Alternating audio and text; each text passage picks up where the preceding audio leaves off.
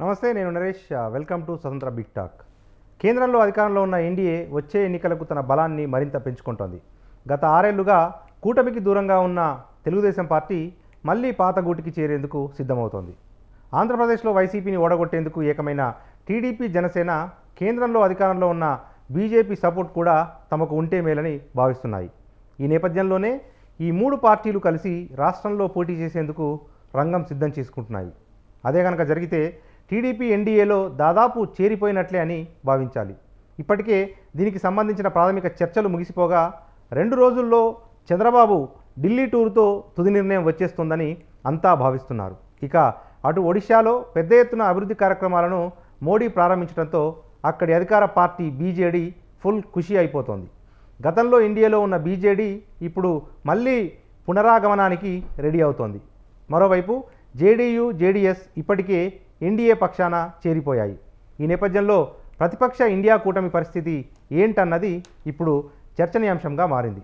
ఈ నేపథ్యంలో అసలు ఇండియా కూటమిలో ప్రస్తుతం ఏ పార్టీలు ఉన్నాయి? రోజురోజుకి బలపడుతున్న ఎన్డీఏను ఇండియా ఎదుర్కోగలదా?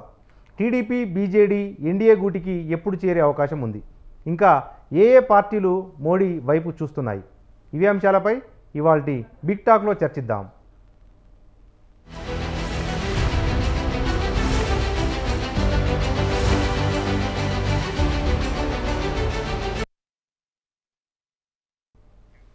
ఇదే అంశంపై చర్చించేందుకు మనతో పాటు గెస్టులుగా జాయిన్ అవుతున్నారు ప్రముఖ రాజకీయ విశ్లేషకులు నారపరాజు నరసింహరావు గారు. వారితో పాటు బీజేపీ రాష్ట్ర అధికార ప్రతినిధి పెద్దిరెడ్డి రవికిరణ్ గారు కూడా మనకు లైవ్లో జాయిన్ అయిపోయారు. మరి కాసేపట్లో టీడీపీ నుంచి కూడా ప్రతినిధి మన డిబేట్లో పార్టిసిపేట్ చేస్తారు. మొదట మనం ప్రముఖ రాజకీయ విశ్లేషకులు నారపరాజు నరసింహరావు గారి దగ్గరికి వెళ్దాం. నరసింహరావు గారు నమస్తే అండి. నమస్తే అండి. రైట్, రోజు రోజుకి ఎన్డీఏ బలపడుతున్నట్టుగా కనిపిస్తూ ఉంది. తాజాగా ఆంధ్రప్రదేశ్లో టీడీపీ సైతం పాత వైరాన్ని పక్కన పెట్టేసి గతంలో మాదిరిగా ఎన్డీఏ గూటికి చేరేందుకు ఒక ప్రయత్నాలు చేస్తున్నట్టుగానైతే కనిపిస్తూ ఉంది. ఇక ఇతర రాష్ట్రాల్లో కూడా ఇండియా కూటమి వైపు కాకుండా న్యూట్రల్గా ఉన్న శక్తులు ఎన్డీఏ కూటమి వైపే కదులుతున్న పరిస్థితులు కనిపిస్తూ ఉన్నాయి. దీన్ని ఎట్లా విశ్లేషించాలి సార్?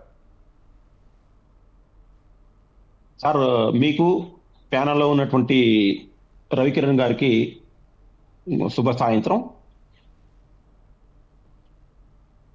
ఒక సుమారుగా 7-8 నెలల క్రితం ఐఎన్డిఏఏ అనేటువంటి కూటమి కేంద్రంలో ఉన్నటువంటి భారతీయ జనతా పార్టీని ఎదుర్కోవటం కోసం ఏర్పడ్డటువంటి కూటమి.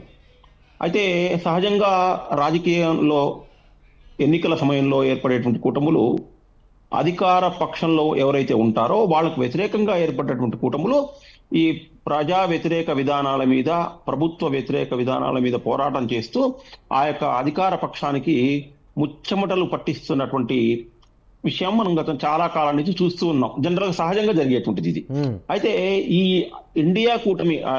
ఐఎన్డిఏఏ కూటమి అనేటువంటిది అధికార పక్షానికి చెమటలు పట్టించకపోగా అది ఏర్పడ్డ దగ్గర నుంచి మొదలుపెట్టుకుంటే 3 సార్లు, ఒకసారి ముంబైలో, ఒకసారి బెంగళూరులో, ఒకసారి పాట్నాలో ఏమో సమావేశాలే. ఈ సమావేశాలు అయిన తర్వాత ఇంకా అసలు ఆ కూటమి అనేటువంటిది ఒక మొట్టమొదట మమతా బెనర్జీ, తర్వాత అరవింద్ కేజ్రీవాల్, ఆ తర్వాత మన సమాజ్వాదీ పార్టీ అఖిలేష్ యాదవ్ ఈ మొదట వీళ్ళ దగ్గర నుంచి కొంత అసంతృప్తి స్టార్ట్ అయింది.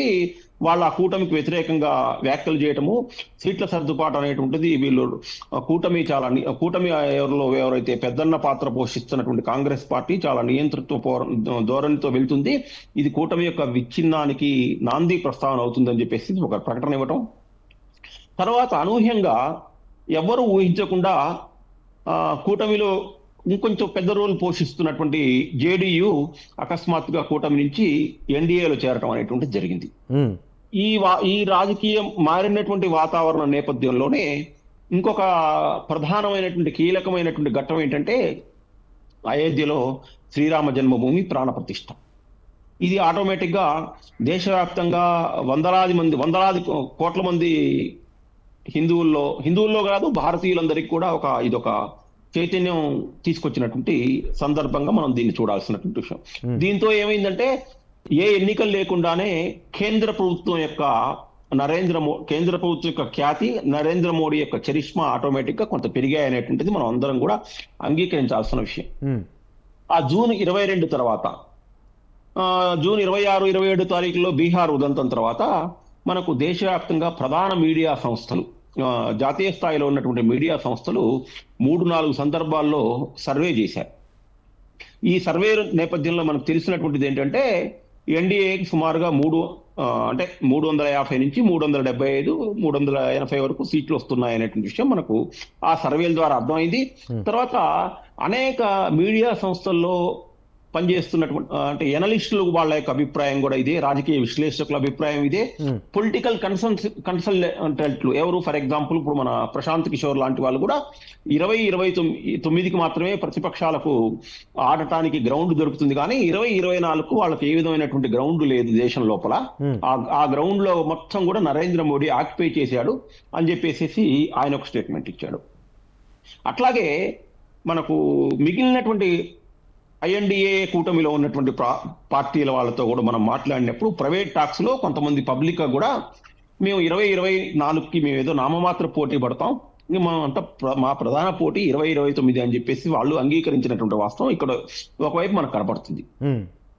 ఈ సమయంలో ఇంకా అసలు మనకు ఆంధ్రప్రదేశ్ ఎన్డీఏ ఎక్కడ బలపడాలి, ఎవరితో బలపడాలి అనేటువంటి విషయాలు ఒకసారి మనం చూసినట్లయితే ప్రస్తుతం బీహార్ ఉంది. బీహార్ లో జేడీయూతోని అక్కడ బీజేపీ టైఅప్ పెట్టుకుంది. టైఅప్ పెట్టుకోవడం వల్ల ఏమైతుంది, పొత్తు పెట్టుకోవడం వల్ల జేడీయూ బీజేపీ పొత్తు వల్ల అక్కడ కాంగ్రెస్ ప్లస్ ఆర్జేడీ ఈ రెండు కూటమిలు ఆటోమేటిక్ గా బలహీనమయ్యాయి. అక్కడ ప్లస్ పాయింట్ అనేది ఎందుకు అంటే ఇప్పుడు అసెంబ్లీలో కూడా సింగిల్ లార్జెస్ట్ పార్టీగా బీజేపీ ఉంది. బీజేపీకను ఆర్జేడీకి ఒక్క సీట్ మాత్రమే తేడా ఉంది. ఇప్పుడు ఆ బీజేపీ ప్రతిపక్షం పాత్రలోంచి అధికారంలో పక్షంలో భాగస్వామ్య పక్షంలోకి వెళ్ళటం వల్ల ఏమవుతుందంటే ఆ కార్యకర్తలకు, ఆ క్యాడర్ కి ఒక మోరాలిటీ పెరుగుతుంది. ఎలక్షన్స్ ముందు, లోక్సభ ఎన్నికల ముందు అక్కడ పొత్తు పెట్టుకోవడం వల్ల అక్కడ అడ్వాంటేజ్ అది ఉంది. ఇక కర్ణాటకలోకి వచ్చే వరకు జేడీఎస్ తో ఎందుకు పొత్తు పెట్టుకుంది అని చెప్పేసి చూస్తున్నట్లయితే కర్ణాటకలో అధికారంలో ఉంది, ప్రధానంగా కాంగ్రెస్ పార్టీ అధికారంలో ఉంది. జేడీఎస్ బీజేపీ రెండు ఈ కూటమి క్లీన్ స్వీప్ చేయాలనేటువంటి ప్రయత్నాలు చేస్తున్నట్టుగా మనం వార్తలు చూస్తున్నాం. సర్వేలు వచ్చినటువంటి వార్తలు కూడా అవే. అక్కడ కాంగ్రెస్ ని జీరో చేయటం వల్ల, జీరో అంటే ఒక 2 స్థానాలు 3 స్థానాలు వస్తాయి. ఆ 2-3 స్థానాలు కాంగ్రెస్ ని జీరో చేయటం వల్ల కాంగ్రెస్ యొక్క గ్రాఫ్, ఐఎన్డీఏ యొక్క గ్రాఫ్ రెండు ఆటోమేటిక్ గా డ్రాస్టిక్ గా పడిపోతాయి. కాబట్టి ఈ 2 రాష్ట్రాల్లో ఈ 2 పొత్తులు అనేటువంటిది బీజేపీ పెట్టుకుంది. ఓకే. ఇక మళ్ళీ నెక్స్ట్ మనం ఇంకొక ముఖ్యమైనటువంటి పాయింట్ ఏంటంటే ఆంధ్రప్రదేశ్ లో బీజేపీ టీడీపీ జనసేనతో పొత్తు పెట్టుకోబోతుంది రేపో ఎల్లుండో అనేటువంటి వార్తలు వస్తున్నాయి. ఈ రేపో ఎల్లుండో అనేటువంటి వార్తలు గత 15 నుంచి 20 రోజులుగా మనం రోజు చూస్తూనే ఉన్నాం, రోజు చర్చించుతూనే ఉన్నాం. మరి బీహార్ లో జేడీయూతో కానీ కర్ణాటకలో జేడీఎస్ తో పొత్తు పెట్టుకుంటే వచ్చేటువంటి ప్రయోజనాలు, ఫలితాలు ఆంధ్రప్రదేశ్ లో టీడీపీతోనూ పవన్ కళ్యాణ్ తో పెట్టుకుంటే బీజేపీకి వస్తుందా రాదా అని ఆలోచించినట్లయితే ఇక్కడికి వచ్చే వరకు సినారియో కంప్లీట్ గా మారిపోయింది.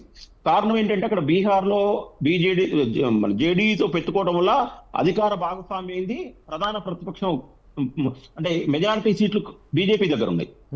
ఇక్కడ అసెంబ్లీలో భాగస్వామ్యం లేదు, లోక్సభలో కూడా భాగస్వామ్యం లేదు. ఒకవేళ పొత్తు పెట్టుకుందనుకోండి, అంటే ఆ పొత్తు వల్ల ఎవరికి లాభం అవుతుంది? భారతీయ జనతా పార్టీకి పెద్దగా లాభం ఉండేటువంటి ఆస్కారం ఎక్కడా కూడా మనకు కనిపించడం లేదు ఆ పొత్తు వల్ల. ఎందుకంటే బీజేపీ ఆల్రెడీ మనం అనుకుంటున్నటువంటి సర్వేలు లేకపోతే జనవాక్యం కామన్ మ్యాన్ కామెంట్ ఏంటంటే ఆల్రెడీ 350 దాటేసింది. ఇంకా ఆల్రెడీ 350 దాటిన తర్వాత ఇక్కడ వచ్చేటువంటి ఆ 15, 16, 17 సీట్లలో బీజేపీకి వచ్చేటువంటి అడిషనల్ అడ్వాంటేజ్ ఏముంటుంది? రాదు. అక్కడ 6 పెట్టుకోవడం వల్ల కాంగ్రెస్ ని ఐఎన్డీఏ డౌన్ చేయడం కోసం అక్కడ పోటీ పెట్టింది. ఇక్కడ వైఎస్ఆర్సీపీ గెలిచినా టీడీపీ గెలిచినా ఆ 25 మంది ఎంపీల యొక్క మద్దతు ఆటోమేటిక్ గా పరోక్షంగా బీజేపీకే ఉంటుంది. అవును. కాబట్టి ఇంకొక చిన్న విషయం ఏంటంటే మొన్న రాజ్యసభలో జరిగినటువంటి ఎన్నికల ద్వారా వైఎస్ఆర్సీపీ యొక్క బలం 11 మంది ఎంపీలకు వెళ్ళిపోయింది రాజ్యసభలో. బీజేపీకి సాధారణ మెజారిటీ కావాల్సినటువంటి యొక్క సభ్యుల సంఖ్యకు ఒక 6 మంది తక్కువ ఉన్నారు, 5 కూడా తక్కువ మంది ఉన్నారు. కాబట్టి ఇంకొక 2 సంవత్సరాల వరకు రాష్ట్రంలో అధికార మార్పిడి జరిగినా కూడా, అంటే తెలుగుదేశం వైఎస్ఆర్సీపీ స్థానంలో తెలుగుదేశం అధికారంలోకి వచ్చినా కూడా రాబోయే 2026 వరకు రాజ్యసభ సభ్యుల సంబంధించినటువంటి దాంట్లో పెద్దగా మార్పు అనేటువంటిది ఏముండదు. రిటైర్ అయ్యే వాళ్ళు లేదు 2026 వరకు. కేంద్రంలో కావాల్సినటువంటి కీలకమైనటువంటి బిల్లులకు రాజ్యసభ సభ్యుల అవసరం ఉంటుంది. కాబట్టి ప్రస్తుతానికి ఆంధ్రప్రదేశ్ వరకు బీజేపీ ఎవరితో పొత్తు పెట్టుకోకుండా ఒంటరిగా వెళ్ళేటువంటి అవకాశాలు ఎక్కువగా ఉన్నాయనేటువంటిది నా అభిప్రాయం. రైట్. మనతో పాటు బీజేపీ రాష్ట్ర అధికార ప్రతినిధి పెద్దిరెడ్డి రవికిరణ్ గారు ఉన్నారు. వారితో పాటు టీడీపీ అధికార ప్రతినిధి విద్యాసాగర్ గారు కూడా జాయిన్ అయ్యారు. మొదట బీజేపీ రాష్ట్ర అధికార ప్రతినిధి పెద్దిరెడ్డి రవికిరణ్ గారి దగ్గరికి వెళ్దాం. రవికిరణ్ గారు నమస్తే అండి. నమస్కారం అండి. రైట్. రవికిరణ్ గారు, ఏంటి అంటే మూడోసారి కూడా మోడీ గారే ప్రధాని అవుతారు అన్న ఒక చర్చ అయితే దేశవ్యాప్తంగా నడుస్తున్న క్రమంలో కొత్త శక్తుల కోసం ఎందుకు బీజేపీ ప్రయత్నాలు చేస్తూ ఉంది? గతంలో బీజేపీని కాదనుకున్న టీడీపీ తిరిగి ఎన్డీఏ కూటమి వైపు వస్తుంటే యాక్సెప్ట్ చేసే పరిస్థితి అయితే కనిపిస్తూ ఉంది. ఏంటి నిజంగా బీజేపీకి అంత కాన్ఫిడెన్స్ ఉన్నప్పుడు ఇటువంటి శక్తులను తిరిగి చేర్చుకోవటం వెనక ఆంతర్యం ఏంటి? నరేష్ గారు, ముందుగా మీకు తోటి ప్యానలిస్ట్కి, స్వతంత్ర టీవీ వీక్షకులందరికీ శుభ సాయంత్రం అండి. ఫిర్ ఎక్ బార్ మోదీ సర్కార్ అన్నది ఒక నినాదమే కాదు, ప్రజల్లో ఒక విధానంగా ఈరోజు మనం చూస్తున్నాం. గ్రామ గ్రామాన ప్రధానమంత్రి నరేంద్ర మోడీ గారికి ప్రజలు బ్రహ్మరథం పడుతున్నారు. దీనికి నేపథ్యం ఉంది నరేష్ గారు. ఇప్పుడు మీరు ఇందాక తొలి పలుకులో చెప్పారు, ఎన్డీఏకి ఏ రకమైనటువంటి పాజిటివిటీ, ఎలక్షన్ తర్వాత ఎలక్షన్ ఎలా పెరుగుతుంది. 2014లో మాకు ఎన్ని వచ్చాయి, 2019లో అంతకన్నా ఎక్కువ మెజారిటీ వచ్చాయి. ఏ ప్రభుత్వం అయినా నరేష్ గారు, మీరు కూడా దశాబ్దాలుగా జర్నలిస్ట్ చేస్తున్నారు, ప్రభుత్వంలో ఉన్నప్పుడు యాంటీ ఇన్కంబెన్సీ నెగిటివ్ ఓటి పెరుగుతాడు. అయితే ఇక్కడ భారతీయ జనతా పార్టీకి, నరేంద్ర మోడీ గారికి రోజు రోజుకి ఆదరణ, ప్రజల్లో ప్రేమ, వారిపైన నమ్మకం, ఒక ప్రధాన సేవకుడుగా చేస్తున్న పనులు. ఎందుకంటే ఒక కొత్త రకమైన రాజకీయానికి తెరతీశారు ప్రధాని నరేంద్ర మోడీ. ఏంటి? అభివృద్ధి, దేశాన్ని వికసిత భారత్ సంకల్పం, వికసిత భారత్ చేయాలనే ఉద్దేశంతో ఏ రకంగా 10 సంవత్సరాలకి చేసిన కార్యక్రమాలని ప్రజల ముందు పెట్టి అభివృద్ధి, అన్ని రంగాల్లో అభివృద్ధి, జాతీయ రహదారులు కావచ్చు, ఎయిర్పోర్ట్లు కావచ్చు, లేదా ఎయిమ్స్ ఇలాంటి ఆసుపత్రులు కావచ్చు, ఎన్ఐటీలు కావచ్చు, ఐఐటీలు కావచ్చు, రకరకాల ఎన్ని రైల్వేస్ రంగంలో చూడండి, ఎన్ని రకమైన వందే భారత్ లాంటి రైళ్లు కావచ్చు, లేకపోతే విద్యుదీకరణ కావచ్చు, లేదా డబ్లింగ్ కావచ్చు. అలాగే సంక్షేమం కూడా ఎప్పుడు కాంగ్రెస్ పార్టీ గరీబీ హటావో అని చెప్పి ఒక నినాదాలకే పరిమితం చేశారు. కానీ కాకపోతే ఈ రోజు పేద పడుకు బలహీన వర్గాలకి వాళ్ళ ఇళ్ల వరకు మోదీ గారి సంక్షేమ కార్యక్రమాలు రీచ్ అని, అలాగే వికసిత భారత యాత్ర ద్వారా కూడా మళ్ళీ గ్రామాలకి, దేశంలో అన్ని గ్రామాలకు వెళ్ళి మీకు రీచ్ అయిన లేదా రీచ్ అప్ సాచురేషన్ మోడ్ వరకు, అది పేదవాడి ఇల్లు కావచ్చు, రేషన్ కావచ్చు, లేకపోతే 5 లక్షల రూపాయల వైద్యం కావచ్చు, లేకపోతే పిఎం కిసాన్ రైతుల ఖాతాలో జమ్మేయటం కావచ్చు, లేకపోతే డ్వాక్రా సంఘ మహిళలకి ఇవ్వటం కావచ్చు, లేకపోతే కిసాన్ క్రెడిట్ కార్డులు చూడండి, గతంలో 1,00,000-1,50,000 ఉంటే ఈ రోజు 8 లక్షల కోటిన్నర ఉంటే ఈ రోజు 8 కోట్ల వరకు కిసాన్ క్రెడిట్ కార్డులు వాళ్ళకి రైతులకు ఇస్తారు. రుణాలు చూడండి, 20 లక్షల కోట్ల వరకు రుణాలు ఇస్తున్నారు. సో అలాగే ఇళ్ల నిర్మాణాలు 4 కోట్ల ఇళ్ల నిర్మాణం దేశవ్యాప్తంగా, ఇది ఎప్పుడు చూడండి. అలాగే బ్యాంక్ ఖాతాలు 50 కోట్ల మందికి బ్యాంక్ ఖాతాలు, దానిలో 40 కోట్ల మంది మహిళలు, దానిలో మళ్ళీ వాళ్ళకి ముద్రా రుణాలు, ఎటువంటి పూచీకత్తు లేకుండా 30 లక్షల కోట్ల వరకు ముద్రా రుణాలు. అంటే ఇటువంటి కార్యక్రమాలు నభూతో నభవిష్యత్. అలాగే గ్యాస్ చూడండి, గ్యాస్ 11 కోట్ల పైచీలకు మహిళలకు ఉచితంగా వాళ్ళ ఇంటికి గ్యాస్ కనెక్షన్స్ ఇచ్చారు. ఒక్కో గ్యాస్ కనెక్షన్ 6,000 రూపాయలు. అలాగే గర్భిణీ మహిళలకి, ప్రతి గర్భిణీ మహిళకి 6,000 రూపాయలు ఖాతా ఇవ్వటం. అలాగే ఈ medical system, primary health system కావచ్చు, అంగన్వాడీ కేంద్రాలు బలోపేతం చేయటం, వాళ్ళకి పోషణ అభియాన్ చెప్పి మరీ ఇవ్వటం. అలాగే వాళ్ళ చెకప్లు కూడా ఇంకా మెరుగైన కార్యక్రమాలు, ప్రధానమంత్రి మాతృ వందన యోజన తీసుకొచ్చి ప్రత్యేక చెకప్ చేయటం. అంటే నేనేది ఏంటంటే అన్ని రంగాలు, అటు సంక్షేమము, అభివృద్ధి, దేశ రక్షణ, ప్రపంచ స్థాయిలో భారతదేశం యొక్క గొప్పతనాన్ని విశ్వగురువుగా ఆవిష్కరించే ప్రయత్నంలో సర్వతోముఖాభివృద్ధి చెందుతున్న తరుణంలో ప్రజల్లో ఒక ఇటువంటి సేవకుడు మనకు పదే కావాలి. ఎటువంటి తారతమ్యాలు లేకుండా ప్రతి ఒక్కరికి, రైతులు, పేదలు, యువత, మహిళలు, ఈ 4 కులాలు నాకు ఉన్నాయి అని అన్ని వర్గాలు రీచ్ అయ్యే విధానం ఏది చూశారో స్వతంత్ర భారతదేశంలో ఇప్పుడు వరకు అటువంటి ప్రధానమైన చూడలేదని చెప్పి ప్రజలు ఒక రకంగా ఒక సైడ్ నుంచి బ్రహ్మరథం పడుతుంటే, ఇంకో సైడ్ ఐఎన్డి కూటమి. ఆ కూటమి ఏంటి? వారు కూటమి పెట్టుకున్న ముఖ్య ఉద్దేశం మోదీ గారిని గద్దించాలి, మోదీ గారిని దూషించాలి అన్న తప్పితే ఒక ఆల్టర్నేటివ్ మెకానిజం, ఒక నాయకత్వం. ఇప్పుడు ఆ కూటమి పెట్టుకుని ఇన్నాళ్ళు అవుతున్నా కనీసం ఒక ప్రధానమంత్రి అభ్యర్థి కూడా చెప్పుకోలేని పరిస్థితి. అలాగే ఆ కూటమిలో ఉన్న వ్యక్తిలో ఒకరి మీద ఒకరు కీచులు ఆడుకుంటాం. పేరుకి ఢిల్లీలో కలుస్తారు కానీ ఆయా రాష్ట్రాల్లో వాళ్ళ మధ్య ఫైటింగ్. ఉదాహరణకి ఢిల్లీలో టీఎంసీలు కాంగ్రెస్ కలుస్తారు, వెస్ట్ బెంగాల్ వెళ్తారు. వెస్ట్ బెంగాల్ వాళ్ళిద్దరు ఫైట్ లో ఉన్నారు. అధిర్ రంజన్ చౌదరి గారు వీళ్ళు తిట్టుకుంటారు కాంగ్రెస్ పార్టీ వాళ్ళు.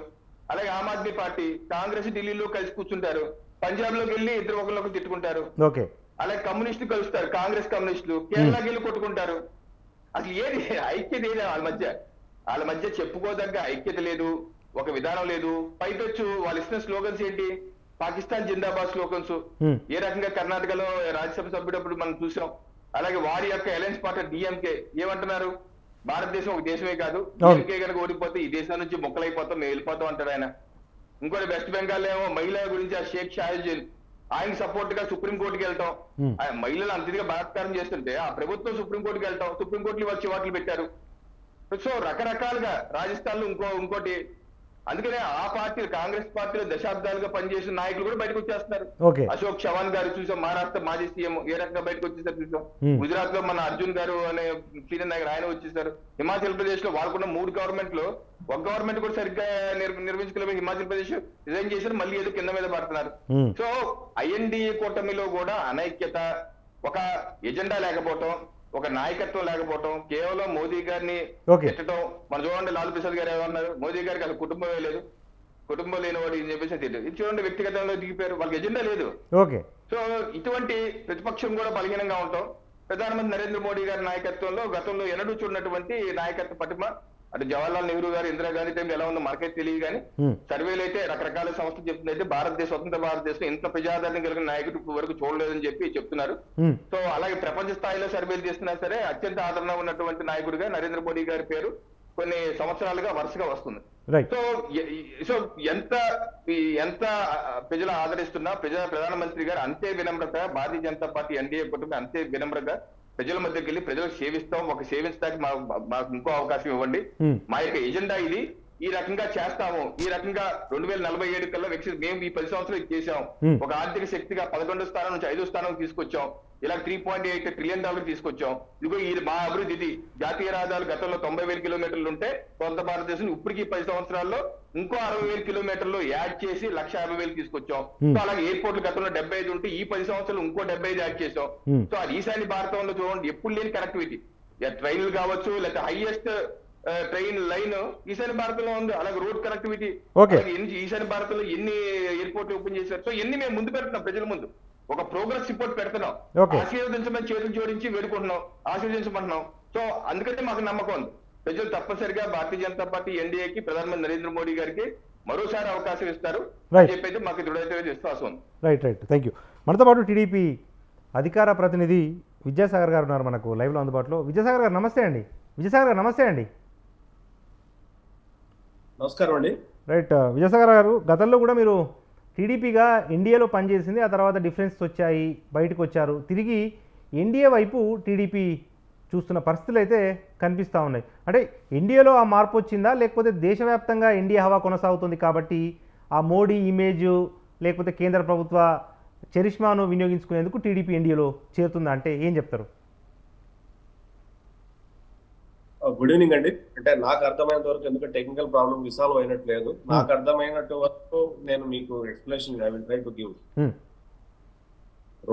ఇప్పుడు ఈ పార్టీలో జాయిన్ అవ్వటము అంటే కూటములు కట్టడము ఇది దేశంలో కొత్త కాదు, రాబోయే రోజుల్లో పాతదే కాదు. ఇది ఫెడరల్ సిస్టమ్ లో ఉన్నటువంటి ప్రక్రియలో భాగంగా డిఫరెంట్ పొలిటికల్ పార్టీస్ వాళ్ళ లోకల్ స్టేట్ పాలిటిక్స్ చేసుకునే అవకాశం ఉంటుంది, లేకపోతే ఎంఐఎం లాగా లోకల్ పార్టీస్ చేసే అవకాశం ఉంటుంది, జాతీయ పార్టీల లాగా దేశం మొత్తం రాజకీయ పార్టీలు పెట్టుకునే అర్థం ఉంటుంది. 2-3 రాష్ట్రాలు విస్తరించే పార్టీలు ఉంటాయి. ఏ పార్టీ దాని విధి విధానాలు నచ్చిన వాళ్ళు ఆ పార్టీకి ఓటేసే విధానం ఉంటుంది. కలిసినప్పుడు విధానాలు, అవసరాలు, లేకపోతే ఆ స్టేట్ కు సంబంధించినటువంటి అవసరాలు, అభివృద్ధి ఇవన్నీ ముడిపడి ఉంటాయి. కుదిరితే ఆ టైం వరకు అక్కడ ఉండొచ్చు, కుదరకపోతే ఇంకొక కూటమితో చెట్టగట్టి రాష్ట్ర అభివృద్ధికి తోడ్పాటుకు మాత్రమే తప్ప ఇక్కడ కూటములు కట్టడం అన్నది ఏదో ఊరికే నార్త్ ఇండియాలో లేకపోతే సౌత్ ఇండియాలో ఉన్న పొలిటికల్ జాతీయ పార్టీలకు కూటమి కట్టడం అంటే what way they have relation అంటే కేంద్ర ప్రభుత్వంలో గనక ఏదైనా ఆ కూటమి అధికారంలోకి వస్తే రాష్ట్రానికి రావాల్సిన నిధులు కానీ అభివృద్ధి కానీ కొంతగా గట్టిగా మాట్లాడి ఒక 2-3 ప్రాజెక్టులు పెద్దవో లేకపోతే బయట రాష్ట్రాలకు బయట నీళ్ళు తీసుకొచ్చుకోవచ్చు అనే కోరికతోటి వాళ్ళకు సంబంధించినటువంటి భావజాలకు సంబంధించినటువంటి పార్టీలతో కూటమితో జత కట్టడము అత్యంత సహజం. అట్లాగే తెలుగుదేశం పార్టీకి కానీ లేకపోతే బీజేపీ పార్టీకి కానీ ఇప్పటి నుంచి కాదు, రామారావు గారు ముఖ్యమంత్రి అయినప్పటి నుంచి కానీ, రామారావు గారు ముఖ్యమంత్రిగా నారాయణ మనోహర్ కిందికి దింపేసినప్పుడు కానీ, లేకపోతే తర్వాత మీదకి నిలబెట్టడంలో కానీ, తర్వాత 1994లో చంద్రబాబు నాయుడు గారు 95లో ఆయన సీఎం అయిన తర్వాత కానీ, ఎన్డీఏ కూటమిలో కానీ లేకపోతే యునైటెడ్ ఫ్రంట్ లో కానీ కూటమిలు అనేది చంద్రబాబు నాయుడు గారి ఆధ్వర్యంలో కాదు, అంతకుముందు నేషనల్ ఫ్రంట్ రామారావు గారు కానీ ఇవి కూటమిలో అత్యంత సహజమైనటువంటి ప్రక్రియ. ఎందుకు వెళ్ళామో బయట రాష్ట్ర ప్రజలు అందరికీ తెలుసు. ఆ రోజుల్లో ఎన్డీఏ నుంచి ఈ రోజు పార్టీలు తిరిగి మళ్ళీ ఎన్డీఏలో కలవబోతున్నామంటే అది ఒక టాప్ ఎండ్ ఎవరైతే అధినాయకత్వం ఉంటారో రాష్ట్రానికి కావాల్సినటువంటి నీతులు కావచ్చు, అభివృద్ధి కావచ్చు, లేకపోతే లోటు బడ్జెట్ కావచ్చు, లేదంటే ఉద్యోగ కల్పన కావచ్చు, స్ట్రక్చర్స్ కావచ్చు, రోడ్లు కావచ్చు, మౌలిక సదుపాయాలు కావచ్చు, అమరావతి కావచ్చు, పోలవరం కావచ్చు, వీటన్నిటి మీద కేంద్ర ప్రభుత్వంలో ఉన్నటువంటి ప్రస్తుత ప్రభుత్వంలో ఉన్నటువంటి వాళ్ళు కానీ లేకపోతే బీజేపీలో ఉన్నటువంటి పెద్దలు కానీ వాళ్ళతో మాట్లాడుకొని ఇవి అవసరాలు ఉన్నాయి మాకు తీర్చండి, చేరితే మాకు అభ్యంతరం లేదు అడగడంలో తప్పేముంటది? ఏం ఇక్కడ వ్యక్తిగత అవసరాలు ఏం లేవు తెలుగుదేశం పార్టీకి వైసీపీ లాగా. తెలుగుదేశం పార్టీకి ఉన్నది అవసరం ఒకటే, రాష్ట్రం విడిపోయిన తర్వాత జరిగినటువంటి పరిణామాలు, మనకు ఉన్నటువంటి లోటు బడ్జెట్, ఈ రకమైనటువంటి వ్యవహారాలు ఏవైతే ఉన్నాయో ఆ వ్యవహారాలన్నింటినీ అడిగి వాళ్ళు తీరుస్తామంటే ఆ నెగోషియేషన్ లో జాయిన్ అయితే వాట్ ఇస్ రాంగ్? రేపొద్దున కంబైన్డ్ మీటింగ్ లో ప్రచారం చేసేటప్పుడు ఎన్డీఏ కూటమి అన్నప్పుడు బీజేపీ, జనసేన, తెలుగుదేశం పార్టీ ప్రజలు ఆబ్వియస్ గా ఈ క్వశ్చన్స్ రైజ్ చేస్తారు. ఏ కారణం చేతనైతే బయటకు వచ్చామో ఆ కారణాల మీద ప్రతిపక్షాలు కానీ లేకపోతే ప్రజలు కానీ ఈ రోజు ఆ రోజు విడిపోయారు, ఈ రోజు ఎందుకు జత కట్టారు అన్న దాని మీద అత్యంత సహజమైనటువంటి ప్రశ్న. దానికి ప్రజలను కన్విన్స్ చేయడానికి లేదంటే ప్రతిపక్షాల మీద మేము ఫలానా కారణం చేతనే మళ్ళీ తిరిగి కలిసాము చెప్పుకోవడానికి మాకు కారణం ఉండాలి, లేకపోతే బీజేపీకి కారణం ఉండాలి, జనసేనకు కారణం ఉండాలి. ఆ ఉమ్మడి కార్యాచరణ ఏ రకంగా ఉండబోతుందన్న విషయంలో అధినాయకత్వాలు ఏ అధినాయకత్వాలు డిసిషన్ తీసుకుంటాయి. ఉమ్మడిగా మేము ఈ పాలసీ మీద రాష్ట్ర అభివృద్ధికి తోడ్పడేలాగా మేము జత కట్టాల్సి వచ్చింది కాబట్టి మాకు మద్దతు ఇవ్వండి అని ప్రజల్లోకి వెళ్తాం. ఇందులో తప్పేముంది? ఓకే, తప్పేం లేదు కదా. రైట్. అంటే విజయసాగర్ గారు, ఇప్పుడు 10 సంవత్సరాల్లో ఏపీకి చేయాల్సినంత కేంద్ర ప్రభుత్వం చేయలేదు. ప్రత్యేక హోదా మొదలుకొని ఇతరత్ర ఏవైతే హామీలు ఇచ్చారో ఆ హామీలను 10 సంవత్సరాలుగా బీజేపీ చేయలేకపోయింది. తిరిగి ఎన్డీఏ అధికారంలోకి వస్తే చేస్తోంది అన్న నమ్మకాన్ని ప్రజలకు ఏ రకంగా టీడీపీ కల్పిస్తుంది అనేది ఒక ప్రశ్న. మీరు అడిగిన ప్రశ్న కరెక్టే, నేను అదే చెప్పాను. నేను 2014 రాష్ట్రం విడిపోయినప్పుడు విభజన హామీల మీద ఏదైతే ఉందో వాటి మీద ఖచ్చితంగా ఆ రోజు ప్రత్యేక హోదా అంశం అన్నది ఒక సెంటిమెంటల్ గా మారిపోయింది. దాన్ని పూర్తిగా చంపేసి చావగార్చిండేది జగన్మోహన్ రెడ్డి. ప్రత్యేక హోదా అంశమే లేదు. కానీ ప్రత్యేక అంశం అన్నది విభజన ఆంధ్రప్రదేశ్ ఎప్పుడు సబ్జెక్టే, అది ఇప్పుడు కాదు ఎప్పటికీ సబ్జెక్టే. ఏ కారణం అయితే బయటకు వచ్చామో ఆ కారణానికి అదైనా కావచ్చు అంటే ఆల్టర్నేట్ అయినా సరే ప్రజల్ని ఒప్పించి పలానా కారణం చేత మేము బీజేపీతో కలిసామని మేము, లేకపోతే పలానా కారణం చేత మేము తెలుగుదేశంతో జంట కట్టాము అని చెప్పి బీజేపీ చెప్పక తప్పదు, చెప్తుంది కూడా. ఆ అండర్స్టాండింగ్ ఆల్రెడీ వచ్చి ఉంటది కాబట్టి పొత్తుల వరకు వెళ్ళి ఉంటుందని నేను అనుకుంటున్నా. అది అండర్స్టాండింగ్ రాకపోతే పొత్తుల వరకు పోయే విషయం కాదు కదా. అవును. సో ఖచ్చితంగా ఈ రకమైనటువంటి చర్చలు జరుగుంటాయి. విభజన హామీల మీద కావచ్చు, ముఖ్యంగా విభజన హామీలు, ప్రత్యేక హోదానా లేకపోతే ప్రత్యేక హోదాకు తగినట్టు ఆల్టర్నేటివ్ అయితే ఏంటి దాని మీద బీజేపీ స్టాండ్ ఒకటి ఉంటది, వాళ్ళు తీసుకొని ఉంటారు. ఆ స్టాండ్ ను ప్రజల్లోకి వచ్చి ప్రజల్లో ఒప్పించి ప్రజలకు ఈ రకంగా మేలు జరుగుతుంది, దీనివల్ల ఇది మేము చేసాం, చేయలేకపోయాం, ఇది చేసాం, దీనివల్ల ఇట్లా జరుగుతుంది, మేము ఇది ఈ సంవత్సరాల్లో ఇది కంప్లీట్ చేస్తాం, లోటు బడ్జెట్ ఇట్లా చేస్తాం, లేకపోతే బుందేల్ఖండ్ ప్యాకేజ్ లేకపోతే కారిడార్స్ కానీ హైవేస్ కానీ వీటన్నిటి మీద కూడా ఖచ్చితంగా ఏ కారణం చేతైతే బయటకు వచ్చామో ఆ కారణాలు ప్రజల్లో నలుగుతున్నమాట వాస్తవం. వాటికి ఖచ్చితంగా Telugu Desam party, BJP and Janasena party సమాధానం చెప్పగలదు, ప్రజలను ఒప్పించగలదు అనేది నాకు గట్టి ప్రగాఢమైన విశ్వాసం. రైట్. Thank you. తిరిగి నేను మీ దగ్గరికి వస్తాను. మనతో పాటు రాజకీయ విశ్లేషకులు నారాపరాజు నరసింహరావు గారు ఉన్నారు. సార్, నరసింహరావు గారు, ఇప్పుడు భారతదేశము 5th లార్జెస్ట్ ఎకానమీ అయ్యింది అని చెప్తున్నప్పటికీ కూడా తలసరి ఆదాయంలో మనం ప్రపంచవ్యాప్తంగా 128వ దేశంగా ఉన్నాము. అసమానతలు పెరుగుతున్నాయి, నిరుద్యోగం అధికంగా ఉంది, ధరల పెరుగుదల అధికంగా ఉంది అన్న ఒక జనరల్గా ఒక ఫీలింగ్ అయితే రాజకీయపరమైన చర్చ జరుగుతున్న నేపథ్యంలో 10 సంవత్సరాల ప్రభుత్వ వ్యతిరేకత ఉన్నప్పటికీ కూడా అన్ని పార్టీలు అంటే దాదాపుగా ఇండియా కూటమి కాకుండా తటస్థంగా ఉన్న పార్టీలు మొత్తం కూడా ఎన్డీఏ వైపు కదులుతున్న పరిస్థితులు కనిపిస్తూ ఉన్నాయి కదా. ఈ నిరుద్యోగము, ఈ అసమానతలు, దాని తర్వాత ధరల పెరుగుదల ఇవన్నీ ఎలక్షన్స్లో ఎటువంటి ఇంపాక్ట్ చూపమంటారా? సహజంగా కేంద్ర ప్రభుత్వం లేకపోతే ప్రధానమంత్రి పనితీరు ఎలా ఉంటుంది అంటే వేటి మీద ప్రభావితం అయి ఉంటాయి అంటే ద్రవ్యోల్బణము, నిరుద్యోగము, లేకపోతే సామాజిక సాంఘిక అసమానతలు, ఇవన్నీ ప్రజలు పట్టించుకుంటారు, దీన్ని బస్ చేసుకుని ఓటేస్తారు అనేటువంటిది అసలు మనకు ఎక్కడ కూడా మనకు చారిత్రక వాస్తవాల రూపంలో అయితే అక్కడ కనిపించలేదండి. కారణం ఏంటంటే ప్రజలు పట్టించుకునేటువంటి అంశాలు ఏంటంటే ఆ ప్రభుత్వంతో అంతర్జాతీయ సంబంధాలు ఎట్లా ఉన్నాయి, అంటే ప్రజలకు నేరుగా ఎట్లా ఉపయోగపడుతుంది అనేటువంటి విషయం మళ్ళీ ఇంకా డీటెయిల్డ్ చర్చ చేసుకుందాం. తర్వాత దేశ భద్రత, శాంతి భద్రతలు ఎట్లా ఉన్నాయి, రక్షణ రంగం ఎంత పటిష్టంగా ఉంది, అట్లాగే అభివృద్ధి సంక్షేమం ఈ రెండు ప్యారలల్ గా ఉన్నాయా లేవా, వీటన్నిటికంటే కూడా ప్రధానమైనటువంటిది ఐదోది నేను ఈ పంచ సూత్రాలలో పంచరత్నాలలో లాస్ట్ది నేను చెప్తున్నటువంటిది ఏదైతే ఉందో దాన్ని మనం ఫస్ట్ ప్రయారిటీగా చూసుకున్నట్లయితే నీతివంతమైనటువంటి పాలన అందిస్తున్నారా లేదా. ఇది ఎందుకు చెప్పానంటే మనం 2004, 2014 10 సంవత్సరాల కాలఖండంలో చూసినట్లయితే కేంద్ర ప్రభుత్వం అప్పుడు ఉన్నటువంటి ప్రభుత్వం మీద అనేక రకాలైనటువంటి అవినీతి ఆరోపణలు వచ్చినాయి. ఆ టర్ములో కేంద్ర మంత్రులు జైలుకి వెళ్ళారు. ఆ పార్టీ అధికారంలో ఉన్నటువంటి రాష్ట్రాల్లో కూడా సిబిఐ కేసులు వచ్చాయి, జైలుకి వెళ్ళారు, మంత్రులు కూడా జైలుకి వెళ్ళినటువంటి చరిత్ర మనం చూస్తున్నటువంటి విషయం ఉంది. అట్లాగే దేశ రక్షణ, తర్వాత శాంతి భద్రతలు, ఇవన్నీ ప్రామాణికంగా చూసుకున్నట్లయితే దేశం సుభిక్షంగా ఉంది ఈ 10 సంవత్సరాలు అనేటువంటిది మనం పార్టీలకు అతీతంగా కామన్ మ్యాన్ వాయిస్ లో మనం చెప్పాల్సినటువంటి అవసరం, స్పష్టంగా సూటిగా చెప్పాల్సిన అవసరమే ఉంది. దీంట్లో ఎవ్వరు కూడా ఇప్పుడు నేను చెప్పినటువంటి ఈ పంచ రత్నాలలో ఒక్కళ్ళు కూడా వేలెత్తి చూపించడానికి ఆస్కారం లేదు. దీన్ని అందరం అంగీకరిస్తున్నటువంటిదే. కాబట్టి ఇక మనం నిరుద్యోగం, అసలు ప్రభుత్వ రంగంలో ఉద్యోగాలు అనేటువంటివి ఆ కల్పన లేకనే చాలా కాలం అయింది. కొత్తగా ఎక్కడి నుంచి తీసుకొస్తారు, ఎవరు తీసుకొస్తారు?